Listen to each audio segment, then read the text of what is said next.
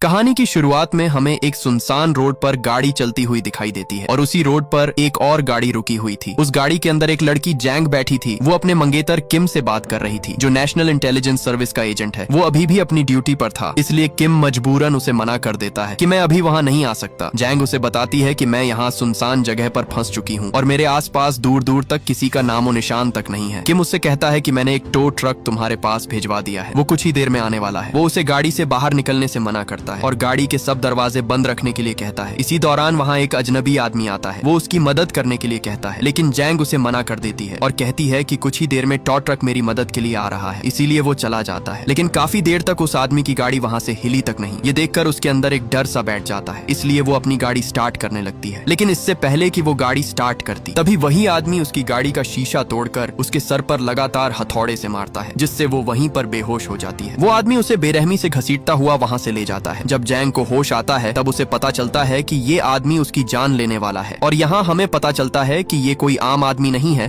बल्कि ये एक बेरहम साइको किलर है जो अपने मजे के लिए हर आए दिन किसी न किसी लड़की को काट कर मार डालता है। इस साइको का नाम क्यूंग चुल था। उसने एक टेबल पर कई किस्म के छुरे रखे हुए थे, जिनसे अब वो जैंग को काटने वाला था। जैंग उससे अपनी जिंदगी की भीख मांगती है, लेकिन वो साइको उस पर जरा भी रहम नहीं करता और वहीं पर उसकी बॉडी के टुकड़े टुकड़े कर देता है। टुकड़े करते समय जैंग की अंगूठी निकलकर नाले में जा गिरती है। वो उसे ढूंढने की कोशिश करता है, क्योंकि वो वहाँ कोई भी सबूत नहीं छोड़ना चाहता, लेकिन फिर भी उसे वो अंगूठी कहीं भी नहीं मिलती। वो वहाँ जैंग का फैला हुआ सारा खून साफ करके एक नाले से बाहर बहा देता है। उसी दिन एक जगह पर छोटा लड़का खेल रहा था। खेलते समय वहाँ उसे एक काला शापर पड़ा हुआ मिलता है। जब वो उसे खोलता है तो वहाँ इंसान का कटा हुआ कान था, जो किसी और का नहीं बल्कि उस दिन मारी गई लड़की जैंग का था। पता चलते ही उसी दिन वहाँ सब पुलिस वाले छानबीन शुरू कर देते हैं। तभी वहाँ डिटेक्टिव जॉन आता है, जो जैंग का पिता था। वो वहाँ उसे देखने के लिए आता है, लेकिन पुलिस उसे देखने से मना करती है, क्योंकि वहाँ उन्हें जैंग का सर कटा हुआ मिलता है। तभी वहाँ किम भी पहुंच जाता है। वो आते ही वहाँ जब जैंग का सर देखता है तो उसके पैरों तले जमीन ही खिसक जाती है। वो अंदर से पूरी तरह टूट जाता है और उसके अंदर बदले की आग भड़क उठती है और हर हाल में वो उससे बदला लेकर ही रहेगा, जिसने उसकी मंगेतर की जान ली है। जब किम जैंग के पिता के पास आता है तब वो उसे बताता है कि मैं एक पुलिस वाला होकर भी अपनी बेटी की जान नहीं बचा सका, इसलिए अब मैं अपनी बेटी का बदला तुम्हारे ऊपर छोड़ता हूँ। तुम हर हाल में मेरी बेटी का बदला लोगे,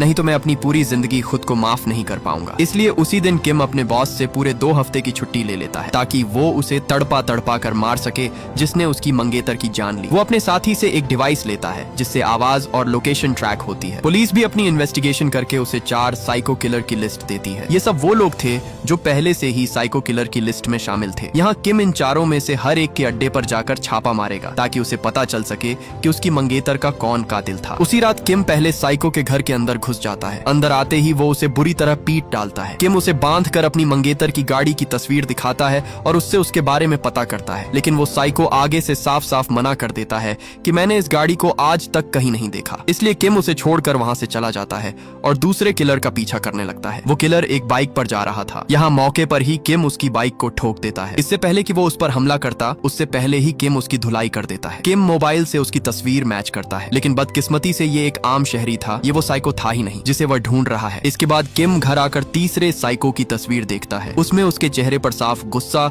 और खौफ दिखाई दे रहा था। इधर वही साइको चुल दोबारा से अपने शिकार के लिए आ चुका था। इस बार भी वो एक लड़की के पास आकर रुकता है, जो अकेली स्टॉप पर खड़ी हुई थी। चुल उससे कहता है कि तुम मेरे साथ चल सकती हो, मैं तुम्हें आगे तक छोड़ दूंगा। आगे से वो लड़की मना कर देती है, लेकिन जैसे तैसे करके चुल उसे अपने काबू में कर लेता है और वो लड़की उसकी गाड़ी में बैठ जाती है। वो लड़की उससे बात करती है, लेकिन चुल के चेहरे पर अजीब सा खौफ बढ़ जाता है, जैसे वो अभी ही उसकी जान लेने वाला हो। इससे पहले वो लड़की वहाँ से भाग पाती, चुल एक सुनसान जगह पर आकर गाड़ी को रोक देता है और अपनी गाड़ी से एक लोहा निकालकर लगातार उसके सर पर दे मारता है और वो लड़की वहीं पर मारी जाती है। इधर किम चुल के घर तक पहुंच जाता है, लेकिन वहाँ उसे चुल नहीं मिलता। किम उसके माँ बाप से मिलता है। किम उन्हें चुल की तस्वीर दिखाता है, जिसे देखकर उसकी माँ उसे बताती है कि ये हमारा बेटा चुल है, लेकिन अब हमारा उससे कोई ताल्लुक नहीं, क्योंकि उसकी बीवी मर चुकी है और उसने अपने बेटे को भी छोड़ दिया है। किम उसकी माँ से उसका पता पूछता है, लेकिन उसकी माँ उससे कहती है कि मुझे उसके बारे में कुछ भी पता नहीं है। चुल की माँ उसके बेटे की तरफ इशारा करके बताती है कि चुल का पता सिर्फ उसका बेटा ही जानता है। किम चुल के बेटे के पास आकर उसके बारे में पूछता है और वो आगे से उसे सब कुछ बता देता है। किम सीधे चुल के ठिकाने पर आता है। आते ही वहाँ वो उस घर की छानबीन शुरू कर देता है। छानबीन करते करते उसे घर के अंदर लड़कियों के बहुत सारे पर्स मिलते हैं। उसे ये देखकर यकीन हो जाता है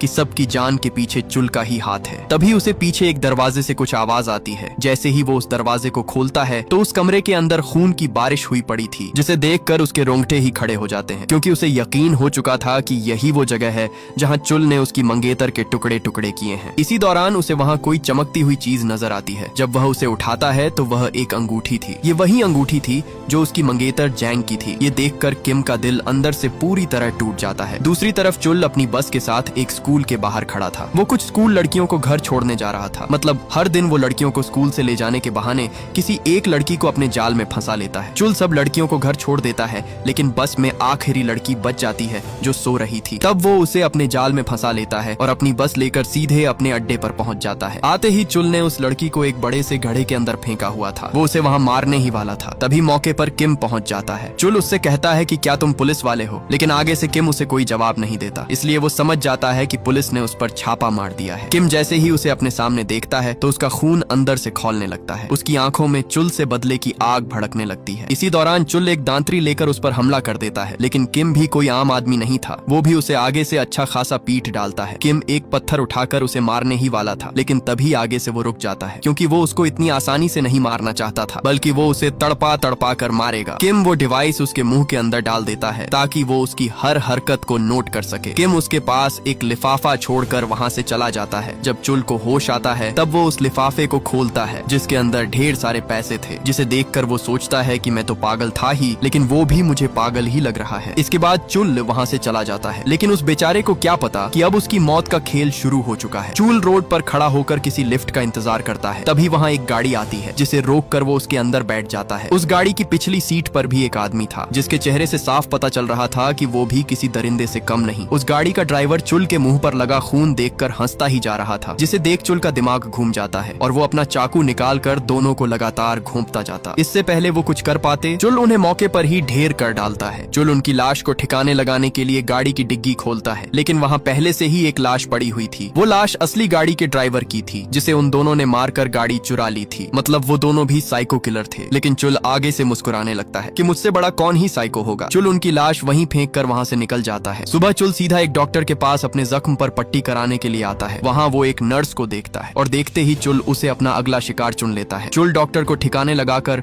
उस नर्स का काम तमाम करने के लिए तैयार हो जाता है, लेकिन इससे पहले वो उसका काम तमाम करता वहाँ किम पहुँच जाता है। किम वहाँ आते ही उसे बुरी तरह पीट डालता है। किम एक कील लेकर सीधा उसके पैर के अंदर घुसा देता है, जिससे चुल बुरी तरह तड़पने लगता है और किम भी यही चाहता था कि वो तड़प तड़प कर ही मरे। किम उसे कहता है कि ये तो बस शुरुआत है। जैसे तुमने मेरी होने वाली बीवी को मारा है, वैसे ही मैं तुम्हारे टुकड़े टुकड़े करके मारूंगा। किम उसे एक जगह छोड़कर वहाँ से चला जाता है। किम जब अपने ससुर से बात करता है तो उसका ससुर उसे कहता है कि अब उसका पीछा छोड़ दो और उसे पुलिस के हवाले कर दो। दरअसल उसके ससुर को डर था कि कहीं किम को कुछ हो न जाए। उसका ससुर कहता है, पुलिस को लगता है कि तुम खुद उस साइको के पीछे पड़े हुए हो, इसलिए हमें उसे पुलिस के हवाले कर देना चाहिए। लेकिन किम भी अपना बदला लेकर ही रहेगा, क्योंकि उसने खुद से वादा किया है कि वो उस साइको को तड़पा तड़पा कर मारेगा और अपनी होने वाली बीवी का बदला लेगा। इधर वो चुल जख्मी हालत में सीधा अपने एक दोस्त के पास पहुंचता है, जो वहां रखा कुछ सामान आग में जला रहा था। वो आग में कुछ कपड़े और एक सूटकेस फेंक देता है। मतलब कि वो भी एक साइको किलर है जो वहां सबूत मिटा रहा था। उसके उस साइको दोस्त का नाम सियोक था। सियोक चुल से भी ज्यादा खतरनाक दरिंदा था। चुल तो सिर्फ लड़कियों के टुकड़े करता है, लेकिन ये टुकड़े करके उनका कच्चा गोश्त खाता है। चुल उसे सब कुछ बता देता है कि मेरे पीछे एक पागल साइको हाथ धोकर पड़ा हुआ है। मैं जहाँ भी जाता हूँ मेरे पीछे आ जाता है। वो जब भी मेरे पीछे आता है मुझे कोई न कोई दर्दनाक टॉर्चर जरूर देकर ही जाता है। चुल उसे कहता है, हमें दोनों को मिलकर उसे खत्म करना होगा, नहीं तो वो हम दोनों को मार डालेगा। सियोक आगे से कहता है कि हो ना हो वो तुम्हारे शिकार का कुछ तो लगता होगा, इसलिए वो तुम्हें मारने के लिए हाथ धोकर तुम्हारे पीछे पड़ा हुआ है। दूसरी तरफ किम भी अपनी गाड़ी में बैठा उनकी सब बातें सुन रहा था। रात चुल को याद आता है कि जब उसने जैंग को काटा था तब उसकी वो अंगूठी गिर गई थी, जिसे ढूंढने पर भी उसे वो अंगूठी नहीं मिली, क्योंकि जब उस दिन किम उसे पीट रहा था तब वो अंगूठी किम के हाथ में थी। इसलिए अब उसे यकीन हो जाता है कि किम उस लड़की जैंग का मंगेतर है जिसने उसकी जान ली। इधर सियोक एक कोठरी खोलता है जिसमें एक लड़की बंधी हुई थी। वो उस लड़की को कुत्ते की तरह घसीटता हुआ किचन में लाता है जहाँ वो उसे काटने वाला था। वो लड़की रोती हुई अपनी जान की भीख मांगती है, लेकिन सियोक को कुछ फर्क नहीं पड़ता क्योंकि वो था ही एक दरिंदा। सियोक उसे काटने के लिए एक छुरी उठाता है, लेकिन इससे पहले वो उसे काटता वहाँ मौके पर किम आ जाता है और सियोक पर हमला कर डालता है। किम उसके हाथ तोड़ देता है जिससे उसने लड़कियों के टुकड़े किए। किम उसके गले को जंजीरों से बांधकर उसके हाथ में एक चाकू घोंप देता है। किम उसे कहता है कि अब मैं भी तुम्हें वैसे ही काटूंगा जैसे तुमने बेकसूर लड़कियों को काटा है। किम एक छुरा निकालता है। किम उसे मारने ही वाला था, तभी ऊपर से चूल गन लेकर कर उस पर फायर कर देता है, लेकिन मौके पर ही किम वहां से ऊपर भाग निकलता है। इधर जब चूल उसे ढूंढ रहा था तब पीछे से किम उस पर टूट पड़ता है। किम एक के बाद एक लगातार लोहे के रॉड से उसका सर कुचल डालता है। किम उस पर इतने लोहे बरसाता है कि वो लोहा बीच से टूटकर बिखर जाता है। किम उसे वहां से अपने साथ ले जाता है। अगले दिन सियोक के घर पुलिस पहुंच जाती है। वहां पहुंचते ही उन्हें पता चलता है कि किम ही खुद चूल से बदला ले रहा है। इसलिए पुलिस ऑफिसर चीफ से कहता है कि किसी भी तरह करके किम को रोकना होगा। पुलिस चीफ से उसका पता पूछता है, लेकिन चीफ उसे साफ साफ मना कर देता है कि मुझे कुछ पता नहीं कि वो कहाँ है। इधर किम चूल को अपने एक दोस्त के पास ले आता है जो डॉक्टर था। किम उस डिवाइस के बारे में डॉक्टर को बताता है, लेकिन बेहोशी का नाटक करता चूल ये सब सुन लेता है। किम चूल को बेहोशी की हालत में एक टनल में फेंक देता है। वो वहाँ से निकलकर जोर जोर से हंसने लगता है, क्योंकि उसे पता चल चुका था कि उसके पेट के अंदर डिवाइस है जिससे किम को उसके बारे में सब पता चल रहा था। इसलिए वो उसे कहने लगता है कि मुझे पता है तुम मुझे सुन रहे हो, मुझे तुम्हारे साथ खेलकर बहुत मजा आ रहा है। वो किम से कहता है कि तुमने मुझे ना मारकर बहुत बड़ी गलती कर दी है। जितना दर्द तुमने मुझे दिया है, अब मैं तुम्हें बताऊंगा कि असल दर्द होता क्या है। वो उसे कहता है कि जब मैं तेरी मंगेतर को मारने वाला था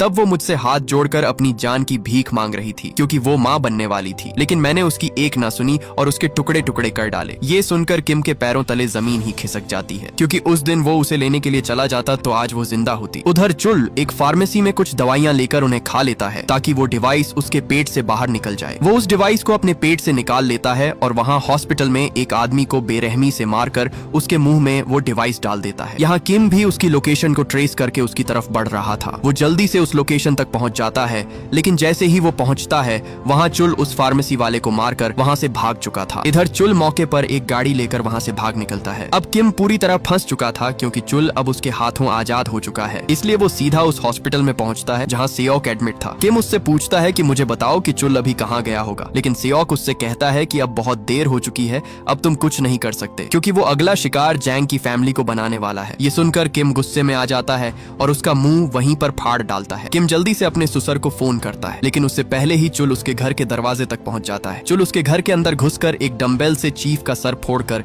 उसे जान से मार डालता है। तभी वहाँ चीफ की छोटी बेटी आ जाती है। वो घर के अंदर तोड़ फोड़ देखकर एकदम से चौंक जाती है। चुल भी उसे छुप कर देख रहा था। जैसे ही वो एक कमरे के दरवाजे के पास आती है, वहाँ चुल उस पर हमला कर देता है। यहाँ किम भी चीफ के घर पहुंच जाता है, लेकिन पुलिस उसे घर के अंदर जाने से मना करती है और वो पुलिस ऑफिसर उस पर गुस्से होकर कहता है कि अगर तुम चुल को हमारे हवाले कर देते तो आज चीफ और उसकी बेटी जिंदा होती। तुम्हारी ही वजह से कई लोगों की जान चली गई। किम जैसे ही घर के अंदर आता है, वहाँ चीफ जिंदा था। उसकी सांसें अभी भी चल रही थीं। चीफ उससे आखिरी बार हाथ मिलाकर कहता है कि मैं अपने आप को माफ नहीं कर पाऊंगा, क्योंकि मैंने अपनी दोनों बेटियां खो दी हैं। ये कहते ही वो चीफ वहीं पर अपना दम तोड़ देता है। इसी दौरान उसे चुल का फोन आता है। वो उसे कहता है कि मैंने कहा था कि तूने मुझसे पंगा लेकर बहुत बड़ी गलती कर दी है। मैंने अपना बदला तुमसे ले लिया है। मैंने तुम्हारे ससुर और उसकी बेटी दोनों को उनके अंजाम तक पहुंचा दिया है और अब मैं अपने आप को पुलिस के हवाले करने जा रहा हूं ताकि तुम मुझे दोबारा से ना पकड़ सको। तभी चुल एक रोड के बीचों बीच अपनी गाड़ी रोक देता है और बाहर निकलकर खुद को सरेंडर कर देता है, लेकिन इससे पहले पुलिस आकर उसे पकड़ती वहाँ किम पहुंच जाता है और चुल को मौके पर ही अपनी गाड़ी के अंदर खींच लेता है। वो चुल को घसीटता हुआ वहाँ से भाग निकलता है। पुलिस उसे पकड़ने की बहुत कोशिश करती है, लेकिन किम उसे वहाँ से भगा कर ले जाता है। किम उसे वहाँ से लेकर